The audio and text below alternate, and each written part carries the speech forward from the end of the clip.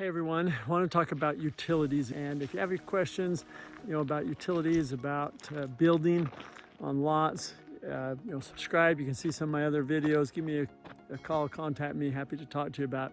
But one of the things we often look at when clients are looking to buy land, and even if we're looking to sell property, just because it affects the value of a property when you're selling it, is where are the utilities in relationship to that property, and what if somebody's going to buy the property, what's it going to cost to get the power on the property, get water to the property, gas, all those types of things. And most people look at property and they want to know, okay, is power and water and gas pulled to the lot or to the property? And in a lot of cases, especially as you get in the Wasatch Back or farther south in the Wasatch Front to Utah County, you're going to be pulling power and gas or those utilities quite a ways. So you want to figure that out before you, if possible, before you make an offer, so you can negotiate that. And if you find it out after the fact and you're under contract, you can still negotiate it as a buyer.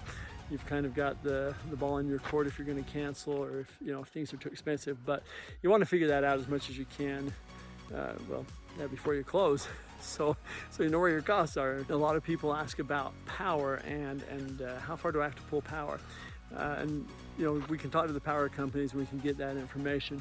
But I'm in a development, and there are a number of houses further down the road here that over the years have been built, but the power is just right here. You can see behind me the conduit, and the houses that are further down, they've just either been on generators or solar, some other power source.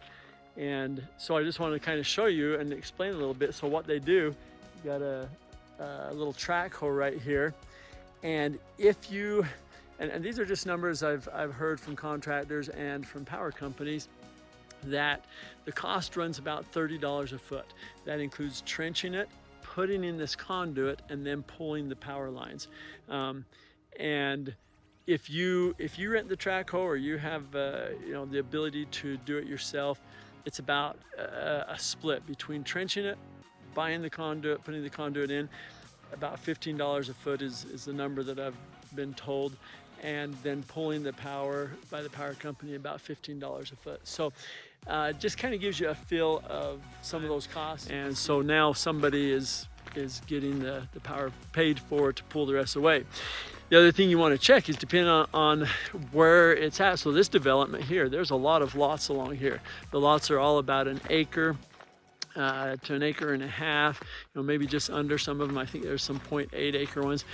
And if you're the one that's paying for this power to be pulled to your lot, you want to check with the power company, because sometimes what they'll do is, okay, if you're going to pay for it, then anytime anybody ties into that power, then you get a portion from the power company, and they have to pay a portion of that cost. So you eventually can get a fairly good amount, portion of the money back that you put out to pull the power if you're the initial one.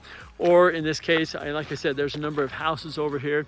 They may have gotten together and said, hey, let's go in on this and we'll just split the cost and get the power pulled. So anyway, a number of options. If you have questions, if you've got property and you're wondering, hey, what's the value of what I've got, let me know. Happy to meet with you, go through that. If you're looking to purchase property and you're wondering, okay, what's it going to cost me?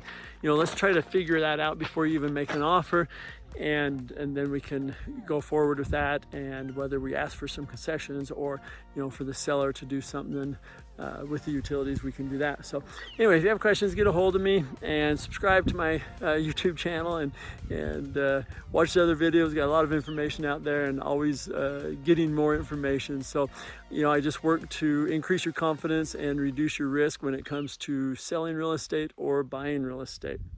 Take care.